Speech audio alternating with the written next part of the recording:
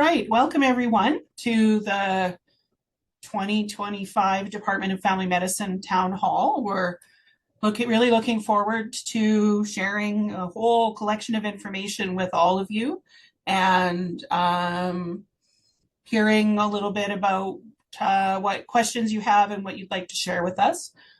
Where our goal is to spend about an hour with having our different academic directors share some information with you about what they've been working on over the last year or so.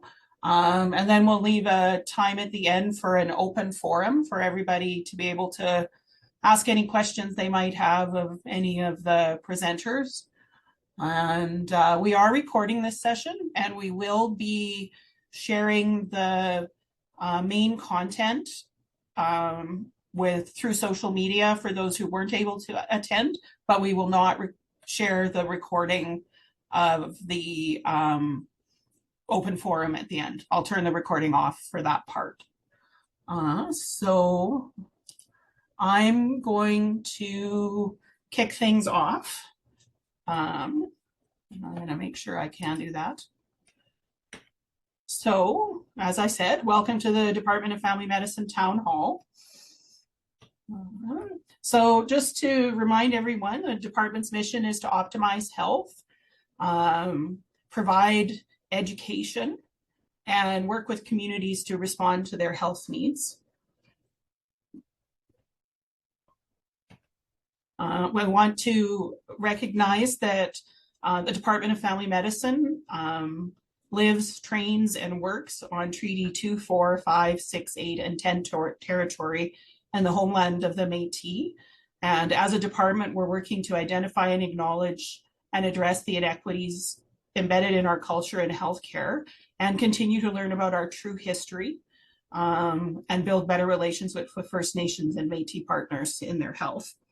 And I wanted to highlight as part of that, for those of you that might not be aware, the Saskatchewan Health Authority has a really large collection of cultural responsiveness resources through recorded cultural conversations and through other training programs that are available to anyone who is a member of the SHA. And if you, the link is here, but more importantly, if you Google SHA Thinkific, you will be able to find the login page for that and use your Saskatchewan Health Authority login information to be able to take advantage of those learning opportunities there. And there's information on Saskatchewan treaties, on experiences of people within the healthcare system. There's workshop courses on anti-racism.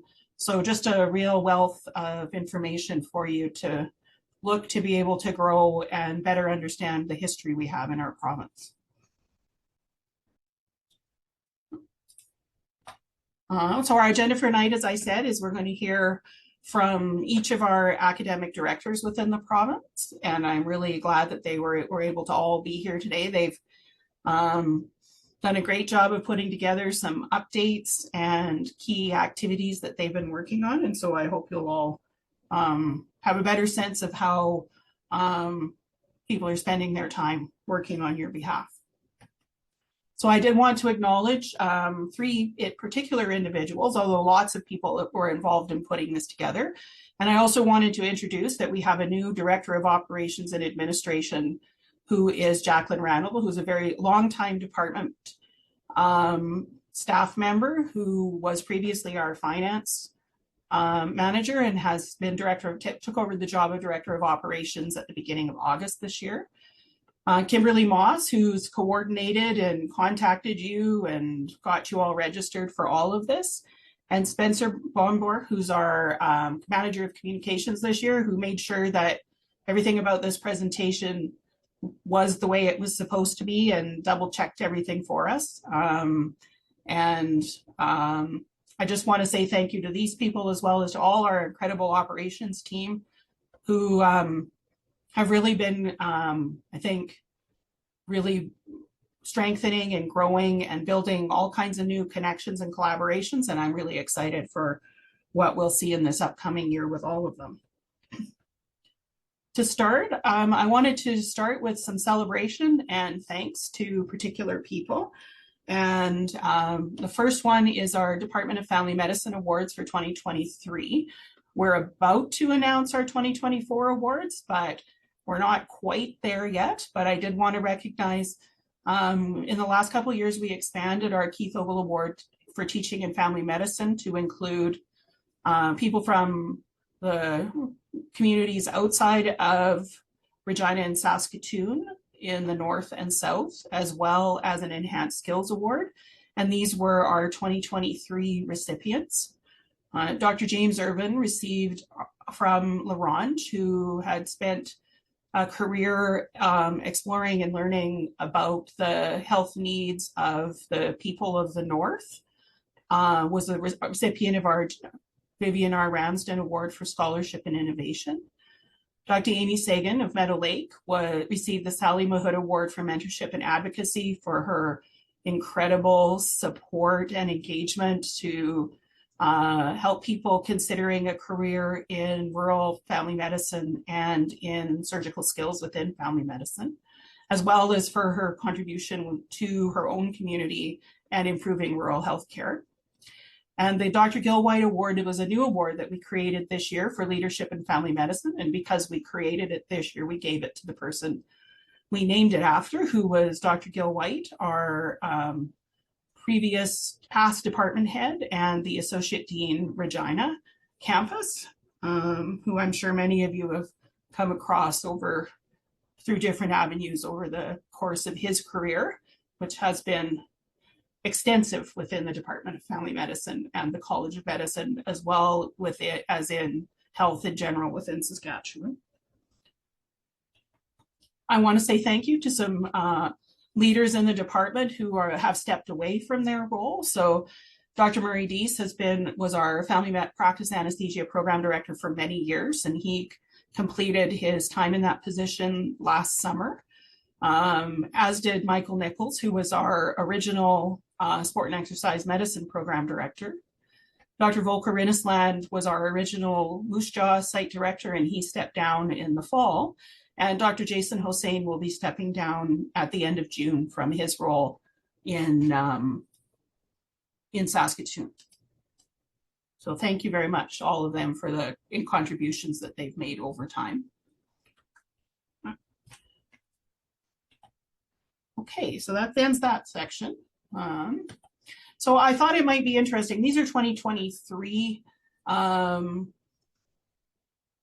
slides related to, this was, there was 1,079 physicians privileged within the Saskatchewan Health Authority within the Department of Family Medicine. And the breakdown is there for you. Now there are a few more family physicians across the province that aren't necessarily captured within that number. And we can't necessarily say exactly how they spend their day, but we can tell you roughly how many of them have had obtained privileges in 2023.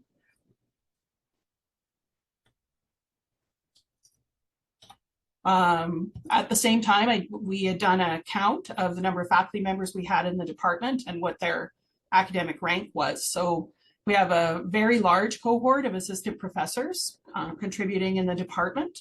A few clinical lectures and clinical associates would tend to be other health professionals that are key contributors to medical education, primarily within family medicine, but may also be within other departments. We have a small number of associate professors, and that number has been growing as we've had more people apply for promotion. And if people are interested in considering promotion or just learning more about it, there are some really useful resources on the College of Medicine's faculty engagement pages as well. If you are interested, you could contact me to learn more or reach out through faculty development for some support or questions that you might have about that. We have one clinical professor and three, probably right now we have two professors. No, three, but one of them, and hopefully soon we'll hear an announcement that we have four professors. Dr. Andres Muller recently was informed that he is going to be a full professor for the Department of Family Medicine. This is really an incredible accomplishment of a career of pursuing academics and leadership across various portfolios in the department, and a not insignificant amount of work to demonstrate the commitment and contribution that people have made. Congratulations, Andres.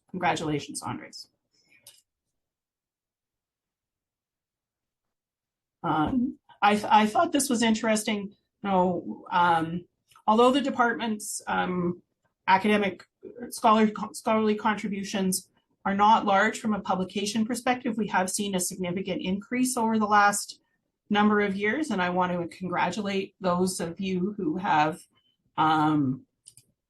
taken on the role of asking questions and then sharing your answers that you find with others. And of that was that 173 articles was contributed to by 46 different people. One person contributed by far the most of those, but we still have 23 people across the department who, even in within that period from 2016 to 2023, published a peer-reviewed article as well. So I wanted to say congratulations to all of you as well. And I think Dr. Ramsden will talk a little bit more about scholarship and opportunities and supports for that later in the evening. And from a health authority perspective, I just wanted to remind everyone about the significant health system leadership that family medicine has across the province. Each of our area department leads listed here supports a number of area division leads who are contributing to leading and developing primary care services within the health authority throughout the year, as well as supporting safe and high quality care in their parts of the province. There's a couple of clinical initiatives I thought I might highlight that the health authority has been working on. One would be advancing patients' medical home across the province. And so there's been sort of different themes with that around building tools for people who are looking to advance patients' medical home in collaboration with health network leaders, with some tools and resources available to them. There's been a tremendous collaboration with the SMA and the Ministry of Health to get the Innovation Fund up off the ground. And I wanted to congratulate those of you who have successfully submitted applications to the Innovation Fund.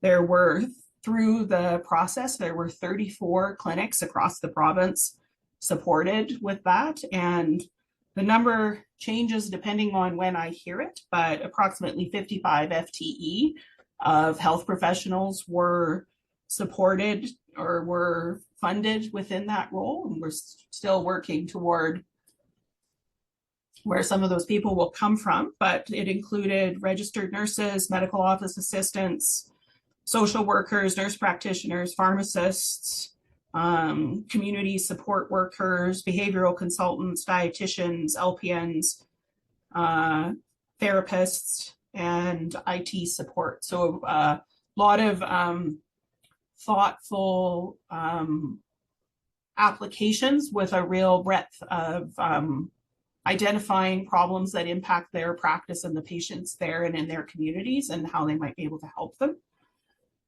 I'm assuming many of you heard or if you didn't hear it, you heard about the throne speech, where the commitment of the government was that all people would be able to be attached to a primary care provider by 2028.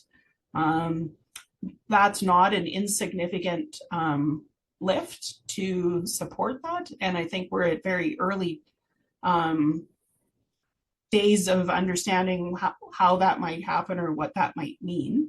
One of the, I think, fundamental pieces about it is support and investment in team-based care through the ministry, and piece of that was through the Innovation Fund. But in the recent budget, there was funding announced to support expansion of team-based care and using the success of what Associate Medical Clinic has been able to do in Swift Current to look at other places across the province where investment could have similar impact on care and the support for family practices across the province. So I think it's not a small task, but it's an exciting amount of work.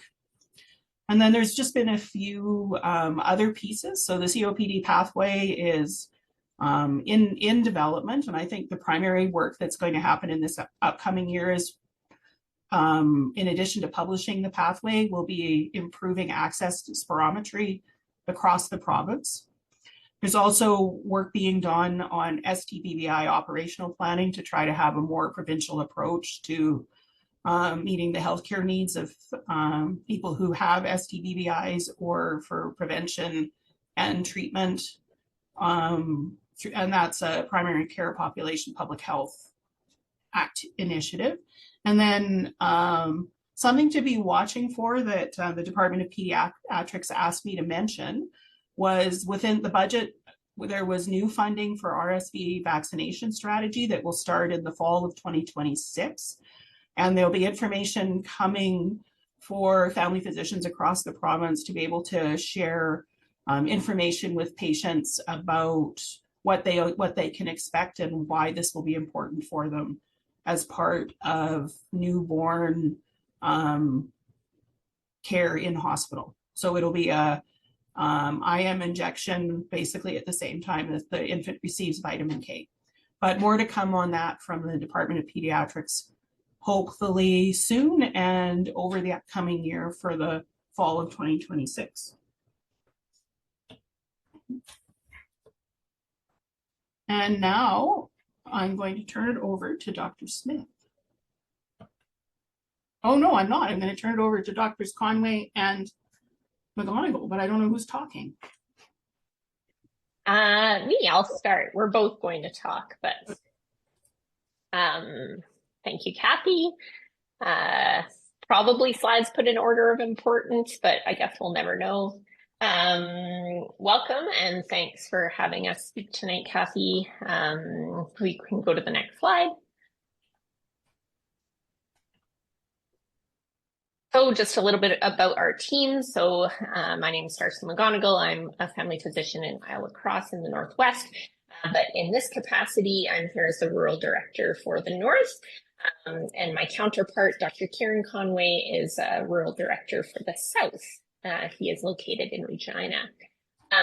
Oh, not so fast. I'm messing up.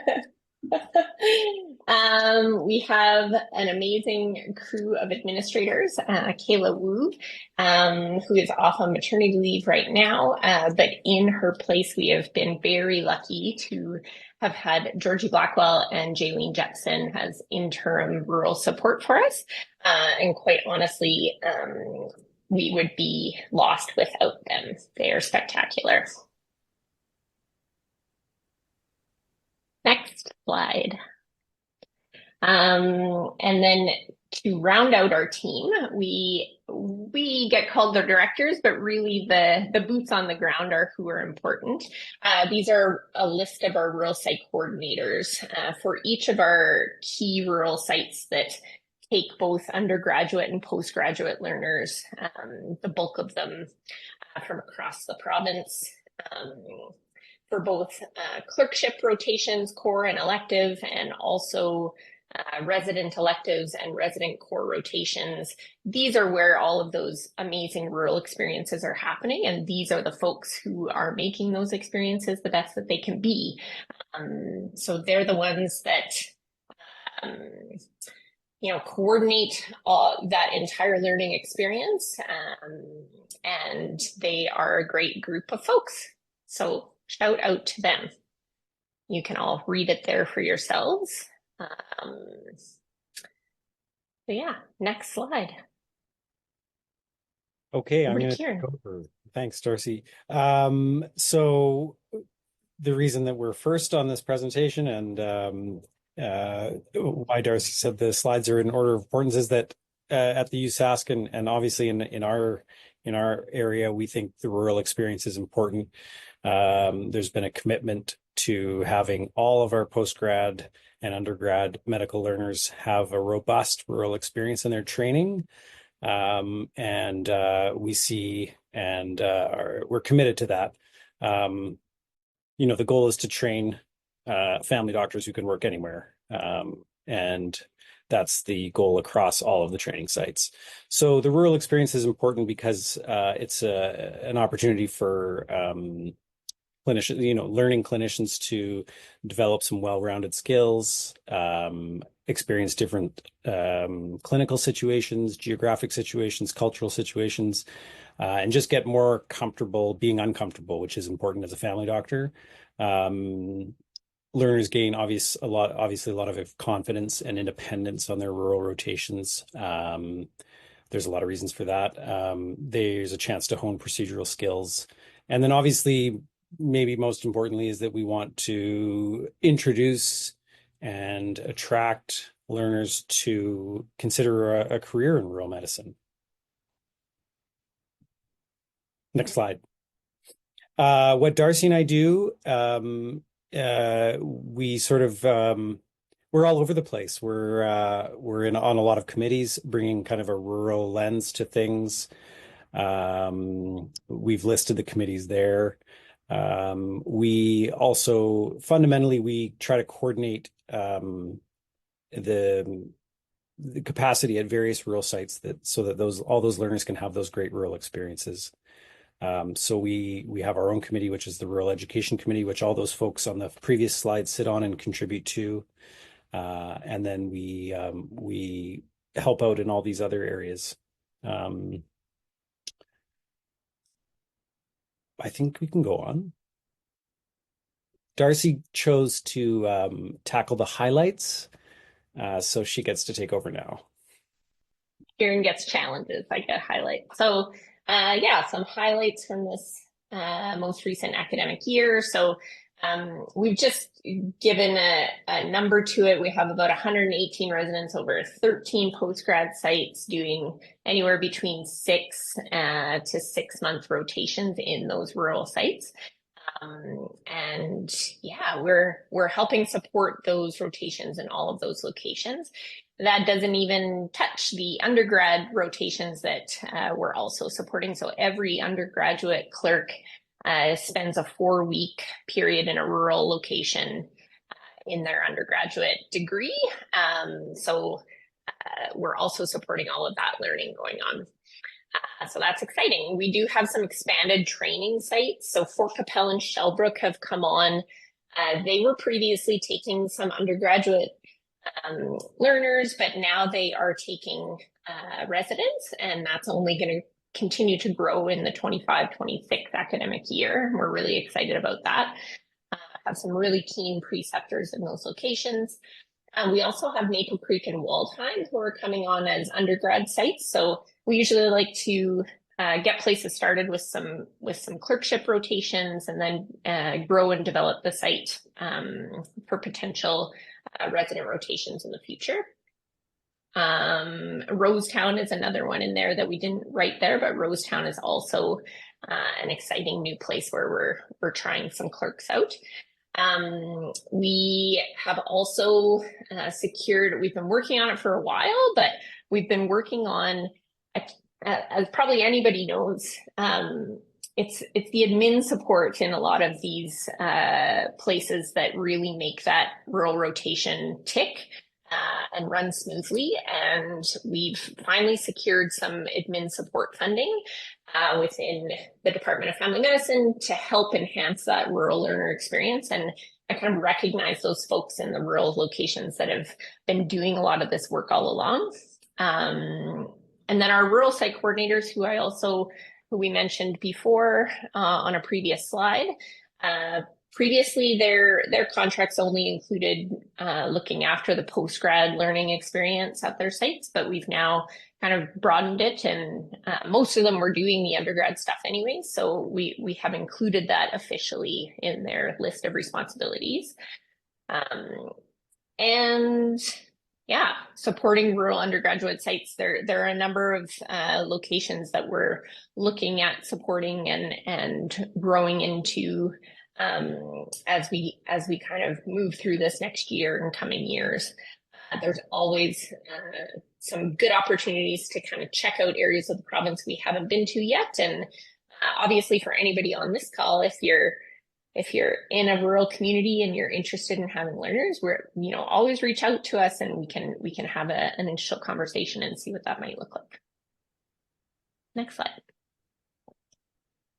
So some of the challenges for our rural education in general, and us specifically, housing is our number one, probably the thing Darcy and I spend most of our time, energy on. It's sort of the foundation of being able to continue to prioritize rural medical education. So our role is sort of advocacy and holding decision makers accountable and trying to get housing recognized as the priority it is. We're always working to enhance rural preceptor capacity. So if that's finding new preceptors, if that's coordinating faculty development so preceptors can improve their teaching.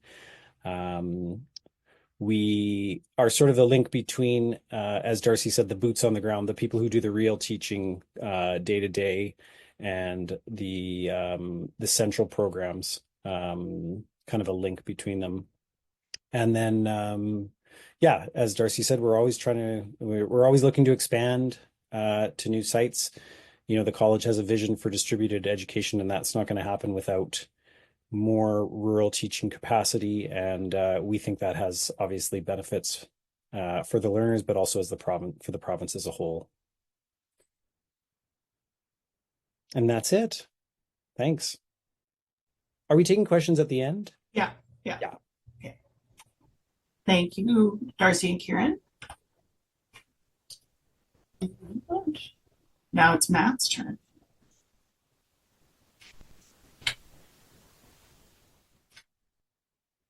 Hey everybody, good evening. Yeah,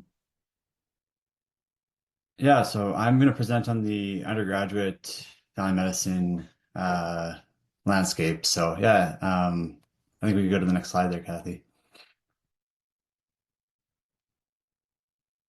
Yeah, so I guess for everybody to be aware, my name is Matt Kushnerek. I'm one of the family doctors based out of West Winds in Saskatoon. I guess for the last 3 years or so, I've been the undergrad director here at USask. So I guess my role is to kind of look at and kind of evaluate and I guess kind of review kind of all components of the undergrad family medicine landscape, whether that be clerkship or pre-clerkship.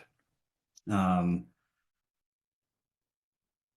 sorry, Kathy, I think maybe we'll just jump right back. So yeah, I think one of the roles I oversee the undergraduate education committee, work with several people kind of within the college and all our kind of directors with the undergrad lens, just to kind of facilitate and evolve family medicine teaching through the College of Medicine. So we can go to the next slide, Kathy. So in terms of my team, I think a big shout out goes to our administration. So Tracy Lewis and Jeanette and Nicole. So Tracy's based out of Saskatoon and also is in charge of scheduling all our learners on row rotation. Jeanette's based out of Regina and Nicole's in Prince Albert. And then we have several faculty involved with both the pre-clerkship and clerkship lens. So Carla Holnati and Dr. Clara Rocha Michaels are both in charge of some of our pre-clerkship DSPE coordination. And then we have site coordinators for family medicine, both in Saskatoon. So Dr. Ansel, Dr. Aris is in Regina, Dr. Perek in PA, and then Dr. Cameral's the overall clerkship director. So we have, really nice kind of concise team. And, I think overall works really quite well, and definitely, in collaboration with Darcy and Kieran, just with their lens from a rural perspective. Yeah, so I think we can go to the next slide. So yeah, one of the highlights I wanted to emphasize was our Launch FM event. So this event has been around, I think, since 2019. It kind of paused for a couple of years during the pandemic, but it's an opportunity for year one students right at the start of their medical school. It's kind of that first few weeks of med school, to get together, socialize, and learn some family medicine skills, and work together with family medicine residents and faculty, and get a little bit of a taste of what family medicine's all about early on in training. So one of the goals is really to tackle the hidden curriculum related to family medicine, and address kind of things that are going well within the landscape of family medicine. But I think also having it come from family physicians themselves in terms of some challenges or things that are on the horizon in terms of evolution within the specialties. So yeah, I think it's overall been really well received. It's not a curricular event, but I think we have every year over 90 students attend, and the feedback overall has been really excellent. So our upcoming event is going to we alternate between Regina and Saskatoon, and this year it's going to be, I believe, in October in Saskatoon. And there's a link to the video there, but I think we'll maybe skip over that today. But yeah, just so everybody does know that there is a video online as well. So I think we can go to the next slide, Kathy. So just in terms of opportunities for UG teaching, just like the PGME program, all faculty who teach UG students or undergrad students do require a faculty appointment. So that's just something to make sure that you have established before taking on learners. There's tons of opportunity for teaching both pre-clerkship and clerkship. Some of it's like based specifically in family medicine, so we'll get into those sessions in the next slide. But just in general, there's a ton of opportunities within the college just for clinical skills, communication skills, case-based learning, ethics, surface anatomy, OSCEs. There's a whole bunch of opportunities, and a lot of these are actually, or quite a few of these courses have transitioned to some component of the teaching being virtual. So even physicians that may not be based in Saskatoon or Regina, if they want to engage in this undergraduate teaching, there definitely are quite a few opportunities available. So we can go to the next slide, Kathy. So yeah, I think one of the things, or I guess a highlight in terms of some of the curriculum renewal that's been going on at the college the last several years here. One of the big focuses was establishing more of a family medicine presence early in the curriculum and pre-clerkship. So I think it's worked out pretty nicely that we have this Launch FM event. It's kind of like a blast of family medicine right off the start in year one. And then right into year one in the first term, students as of this year have been engaged with the longitudinal family medicine experience. So this past year was just 3 sessions throughout the year where they went to a family physician's clinic, and had the same physician for all sessions. So it was, the goal is that, that it could be longitudinal, a bit of a mentorship with that physician. And really I've discussed with faculty, like a big, reason that we're doing this is to, there's definitely the instruction and the learning in terms of interacting with patients and developing histories and physicals and management. But a lot of it is, also, showcasing, your career path, kind of just touring them around your clinic, addressing kind of some of the politics within family medicine. So just, using it as an opportunity to engage with students is a big piece of that first year program.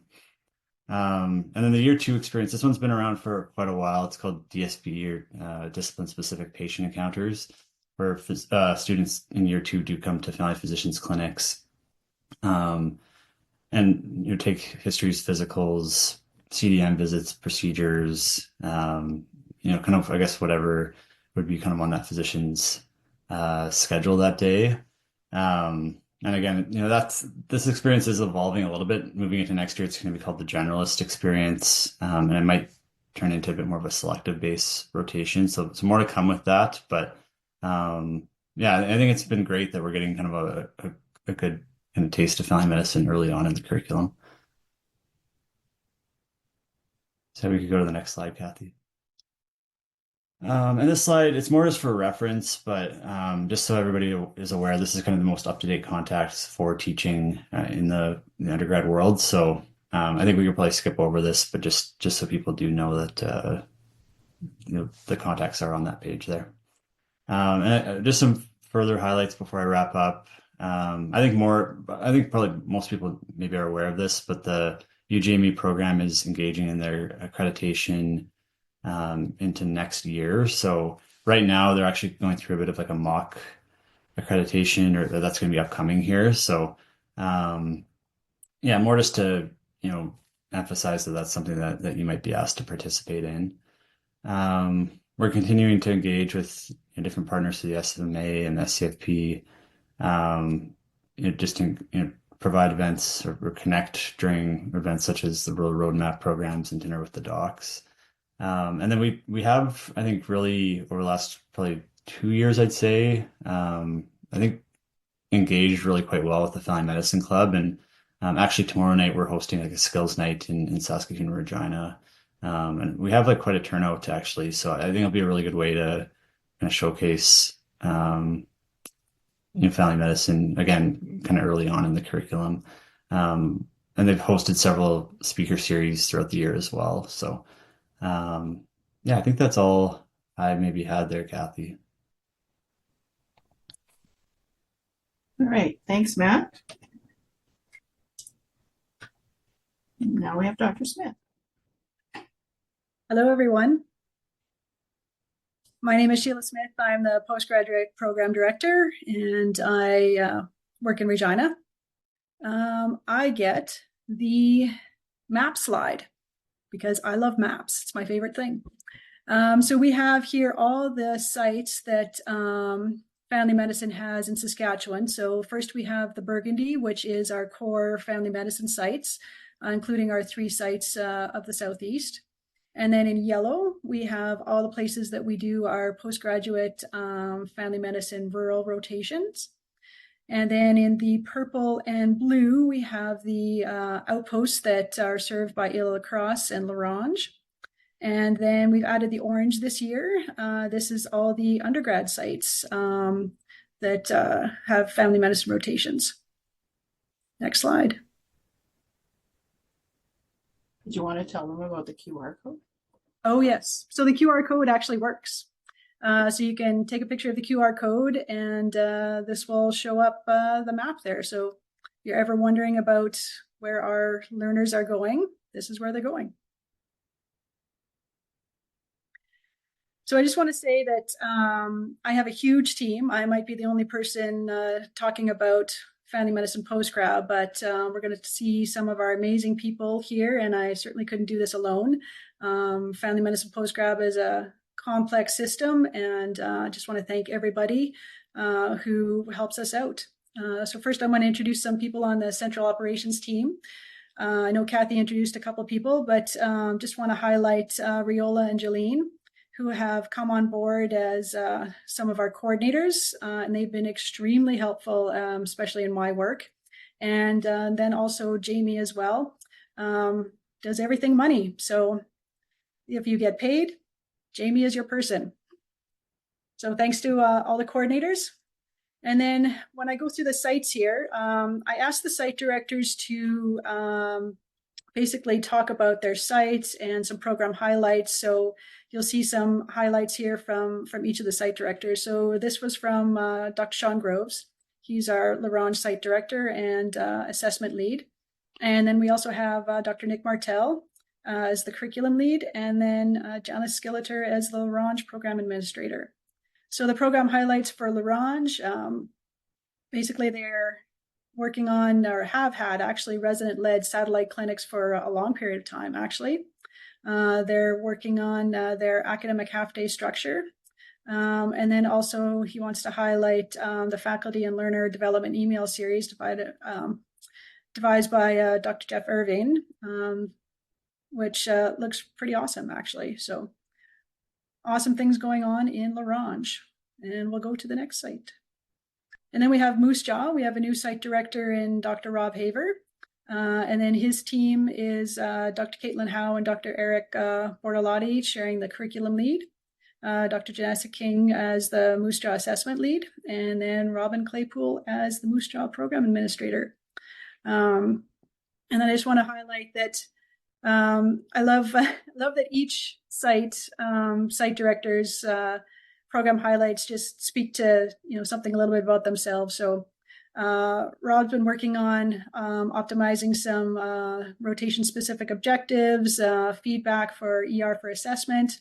And then he's just proud of the level of dedication from all his docs. He's got a great team, and they all are willing to teach. And he's definitely has a great site in Moose Jaw. So thank you to Moose Jaw. Let's move on to the next one. Then we have the Northwest site. We have Dr. Erin Pastupa, who's the Northwest Site Director and the Northwest Curriculum Lead. Dr. Kelsey Lazar is the Northwest Assessment Lead, and Kristen Huber as the Northwest Program Administrator. And then Northwest has started an advocacy committee. I've heard lots of great things about what they've been doing up there. You can see it all, I think, on their Instagram. And then when I was visiting up there, they were planning on renovating their resident room, which they're really excited about. And you can see their site logo that they've designed on the slide there. We'll move on to Prince Albert. So we have Dr. Annalie Van Rensburg as the site director, co-curriculum lead, and assessment lead. And then Dr. Elizabeth Hogweed as the Prince Albert curriculum lead, and Heidi Brown as the Prince Albert administrator. And then Annalie's been working on some local Indigenous health curriculum and mental health curriculum and surgery rotations. Yes, they've had some challenges, but she's certainly been working with them and trying to improve both of those rotations. And when I visited Prince Albert, it was on one of their core academic days where they did some sims and they had some exam prep. So I think that's something that's really exciting that they're doing in Prince Albert. And then Annalie's proud of her resident group and how hard they work. That's awesome. We'll move on to our newest site, which would be the Southeast site. We have Dr. Christy Foy as the site director and Southeast assessment lead, and then Dr. Eileen Hamilton as the Southeast curriculum lead, with Bobby McLaughlin as the program administrator. So the most recent thing they have done is integrated, their mandatory rotation for COPEL, which has been a tremendous success.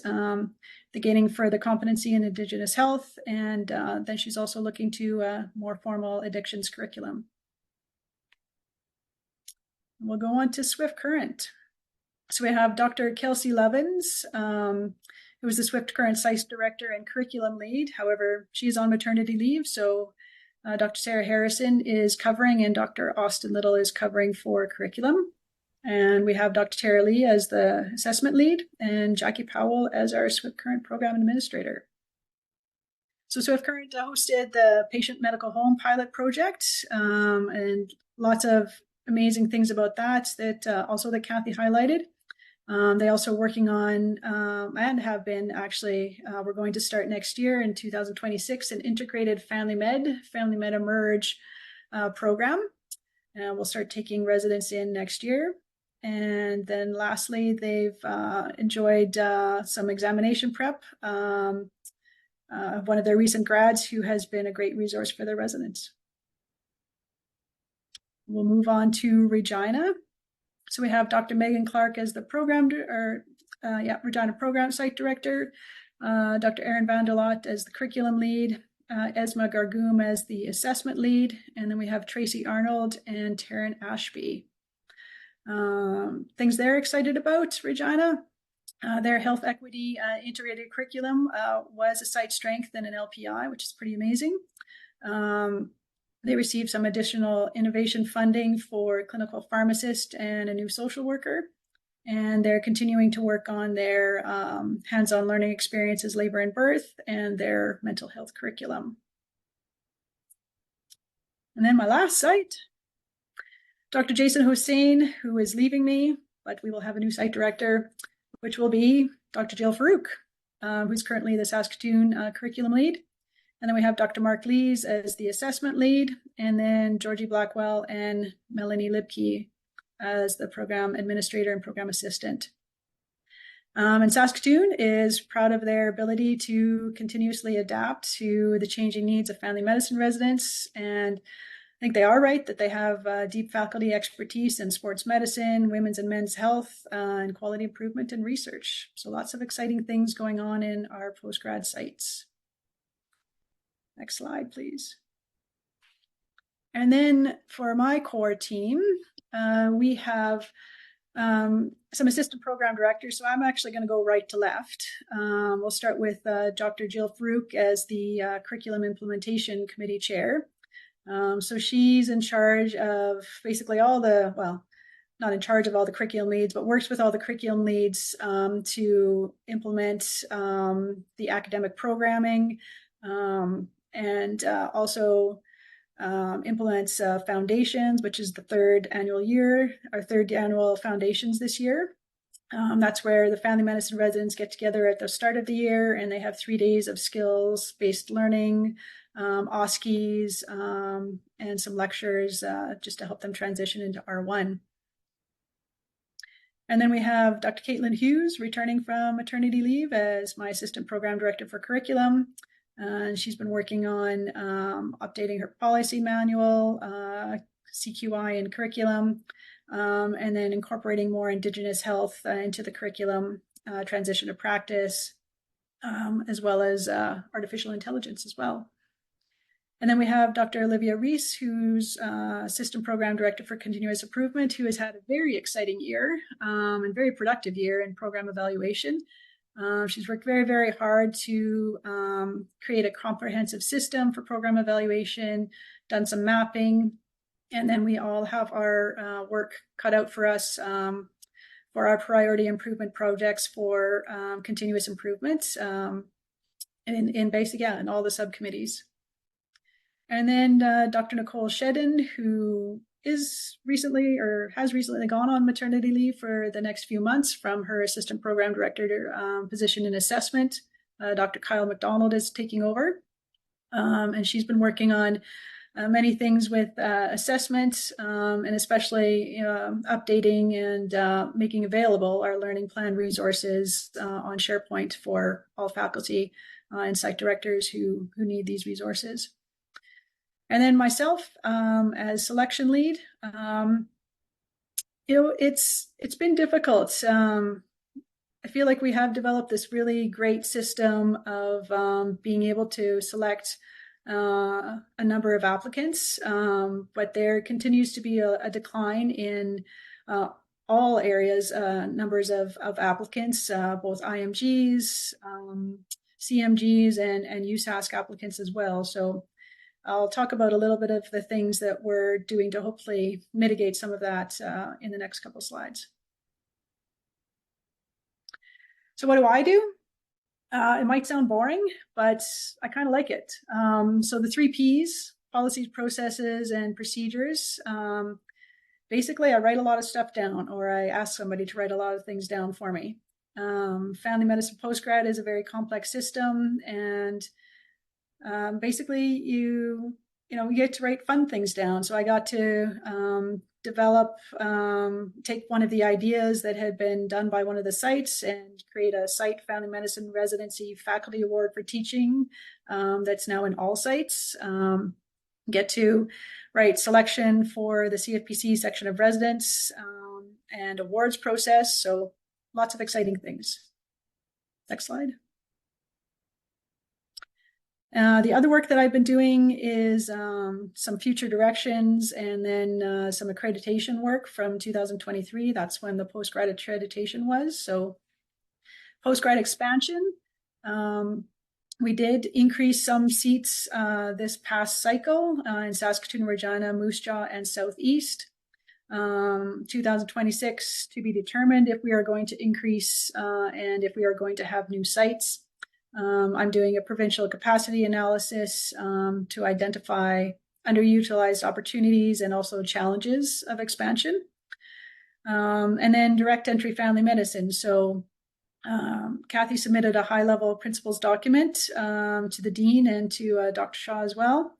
And we're probably going to hopefully start implementing this soon, at least with current medical grads who are in years 1 to 4, give them an opportunity to opt out of the CARMS match into a guaranteed Saskatchewan family medicine seat, and see if that increases the interest, at least into Saskatchewan family medicine. But we will eventually try to write something about direct entry, like into medicine from medical school, with a pathway into family medicine. For accreditation, we did have some areas for improvement, and we're addressing those by developing some of the 3 Ps, advocating for adequate resources, and then a lot of our AFIs were in Standard 9, continuous improvement, and Dr. Reese, as I said, done a tremendous job at addressing those. And then I believe my last slide. Just wanted to end with our successes. So these were confirmed. We had 4 leading practice innovations, which is pretty incredible for family medicine core. L'Orange is a comprehensive care continuum. Moose Jaw is educational design that allows residents to identify and address their individual learning objectives. Regina is enabling comprehensive health equity experiences. And in all of our sites, we have protected time for residents to review assessments. Thank you.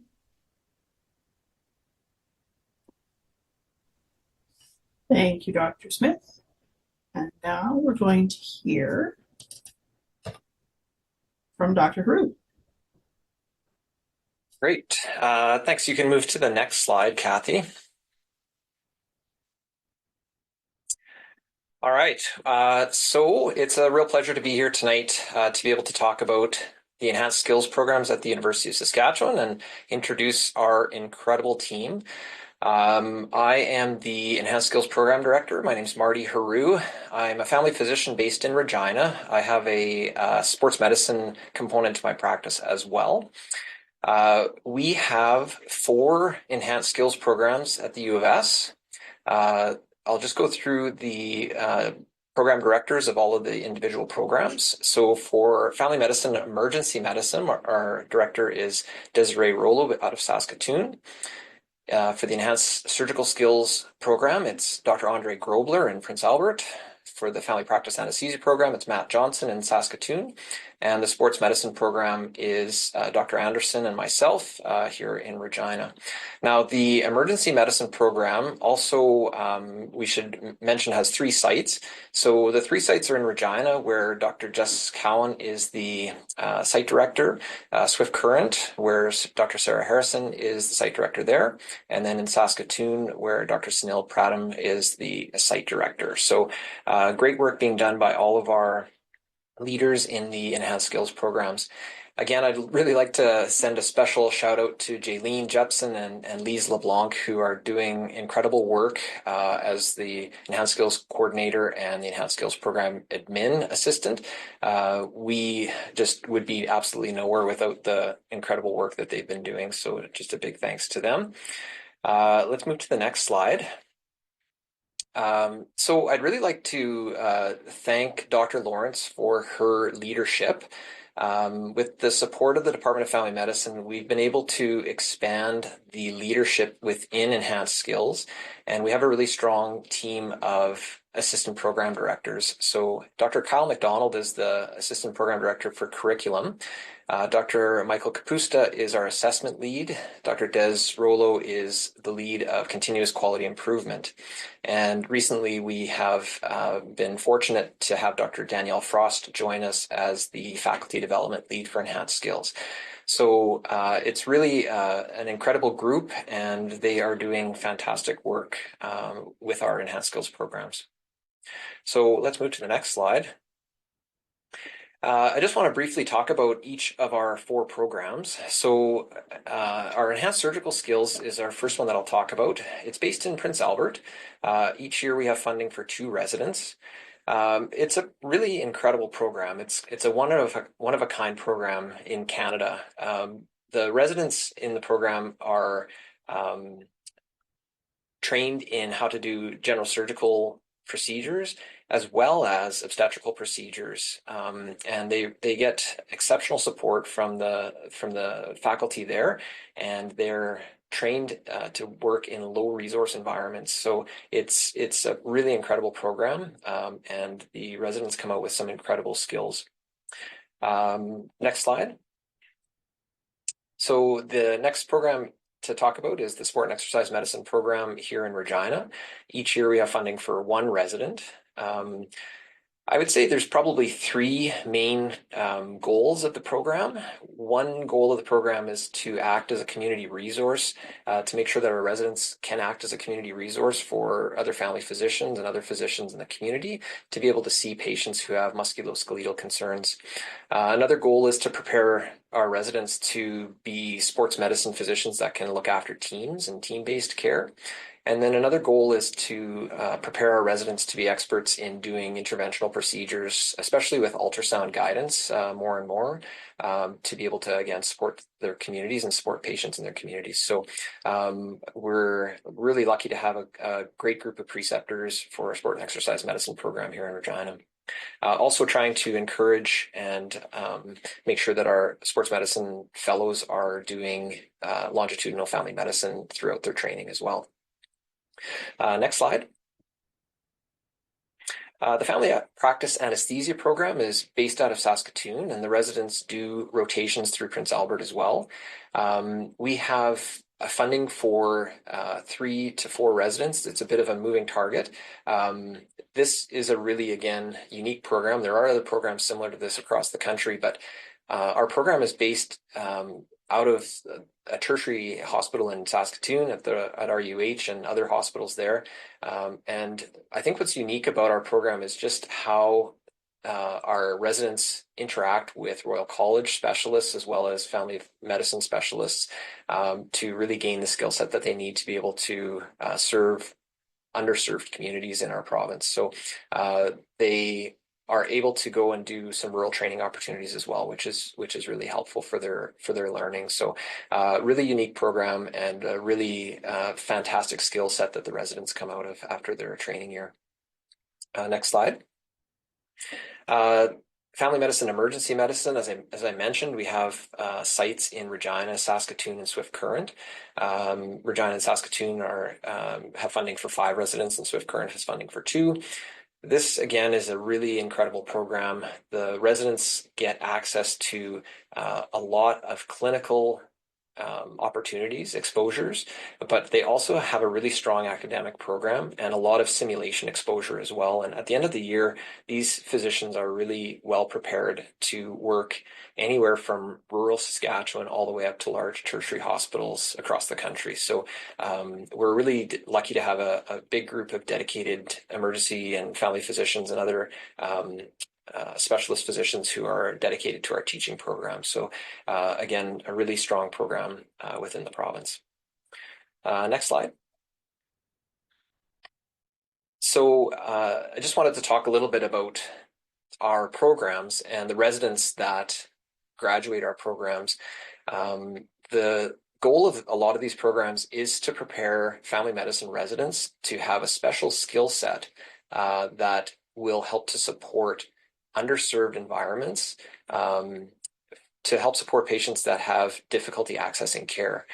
But to do the delivery of these specialized skill sets with a family medicine background and approach. And so it's, I think our programs do a really good job of accomplishing this. And again, our residents are able to work in areas in the province that don't have a lot of backup all the time and are underserved and providing really great access for patients. Another accomplishment is that our family practice anesthesia program has expanded. We're up to 3 residents this year. The goal is to grow further over the course of the next couple of years. There's a real demand for family practice anesthesia as a skill set. And so the goal is to continue to grow further. So we're optimistic and excited about that. Another accomplishment I would say is we've recently developed a guideline with the help of Dr. Smith for recognizing our outstanding preceptors and their contributions to teaching in the enhanced skills. I think in the past we haven't maybe done a great job of always recognizing our preceptors in enhanced skills, and Dr. Smith has helped to spearhead making sure that we're recognizing our preceptors. So this is a really nice step forward, I think. Next slide. So where are we going? I think something that was mentioned earlier was the integrated family medicine experience. That's the integrated family medicine residency program that's going to be happening in Swift Current. So this basically is allowing medical students to go into family medicine, emergency medicine training right after medical school, instead of the typical process where they would do 2 years of family medicine and then apply to an enhanced skill year. They're going to be directly entered into family medicine, emergency medicine for 3 years.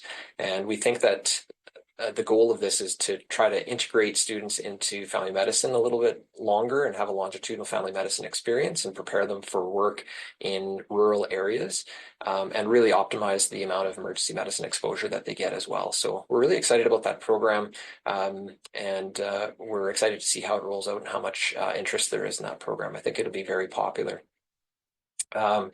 Again, we're really looking to expand our family practice anesthesia program. We're looking at other locations where we can train residents.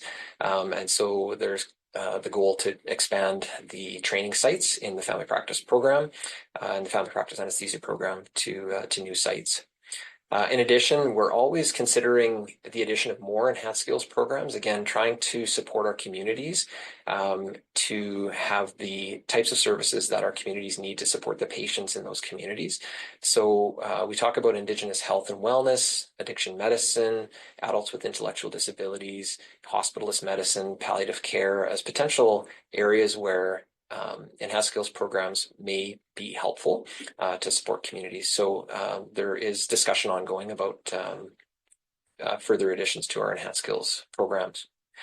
What kind of challenges we've been facing? I would say that the landscape of family medicine is changing, as we all know, and trying to figure out where enhanced skills fit into the changing landscape, I think, is a little bit of a challenge, but hopefully we will continue to understand and optimize the role of enhanced skills within family medicine in supporting the patients in our province. And then another big challenge that we're going through, we went through accreditation in 2023, and there was a lot of areas for improvement identified just around our ability to assess our programs and ensure that we're doing meaningful quality improvement. And so that's one of the challenges that we're going to be working through in the next few months and years, is just ensuring that we have really meaningful quality improvement. Next slide. I think that's it. Thank you very much. Thank you. And I think we're going to hear from Dr. Muller next. Hi, everyone. Yes, I'm Andres Muller. I'm a family physician here in Saskatoon, and I'm the director for faculty development for the department. Next slide.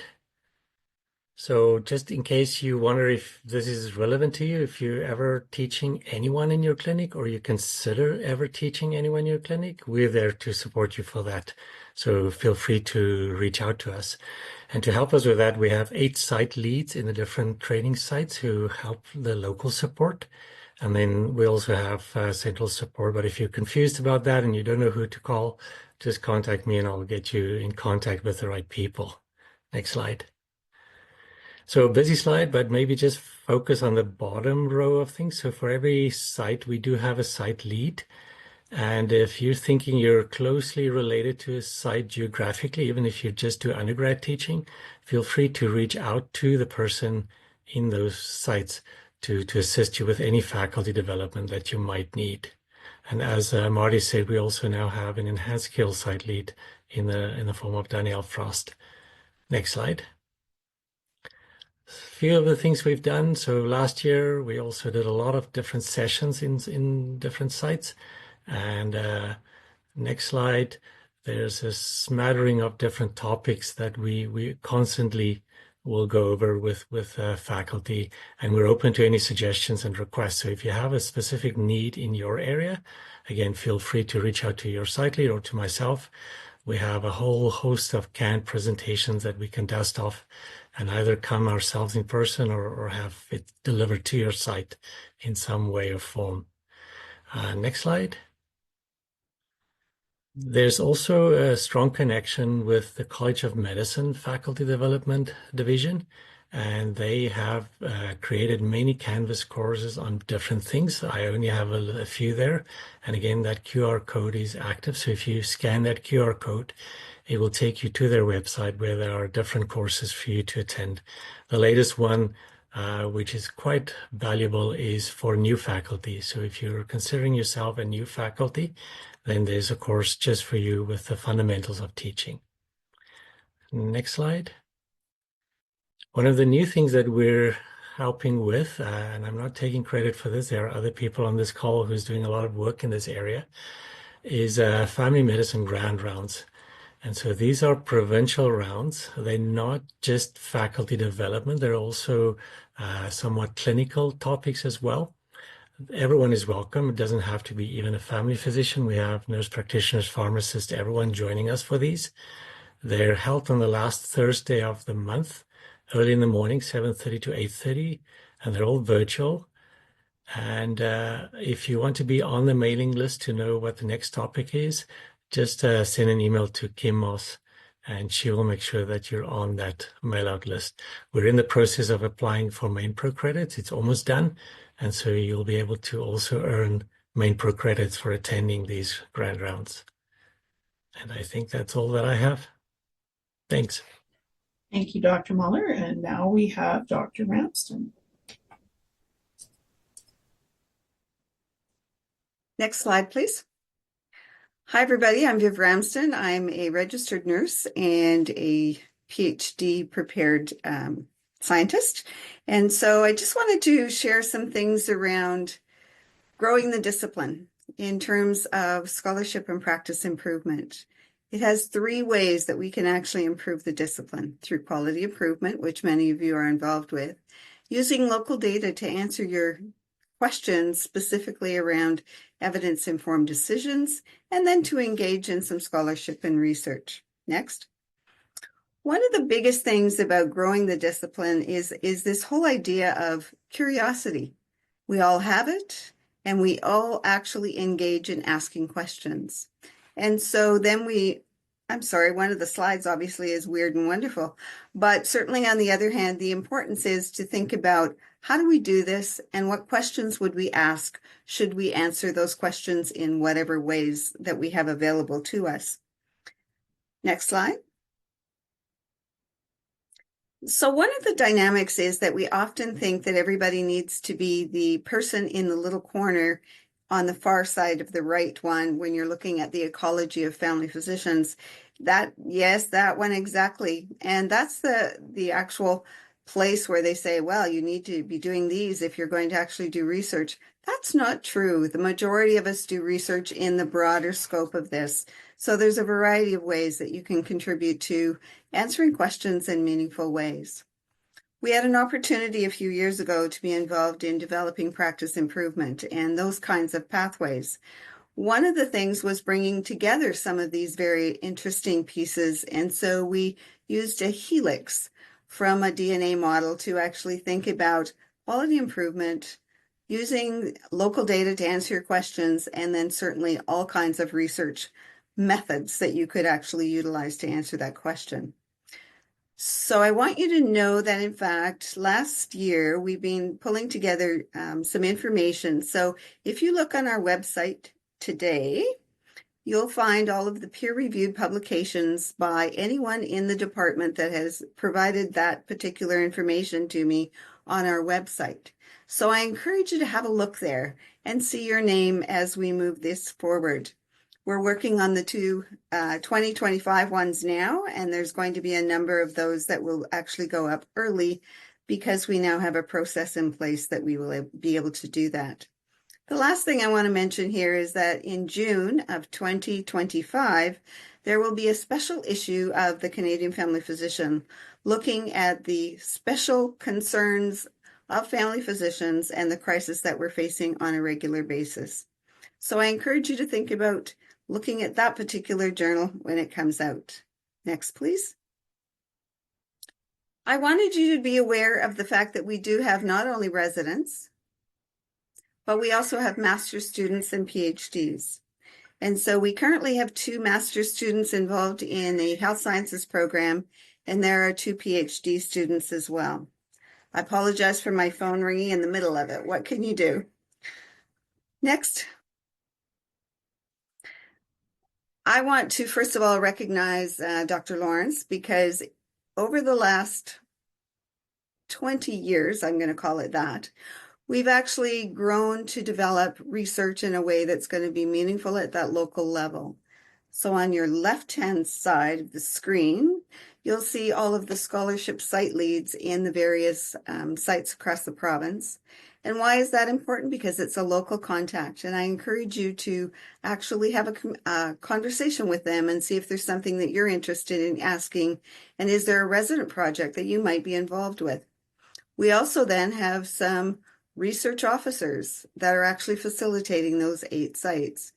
And moving to the right-hand side, we're actually working on the whole idea of having people with lived experience, i.e. patients, involved in parts of these processes so that, in fact, the resident projects actually can build on real-world experience rather than expecting them to answer it in isolation.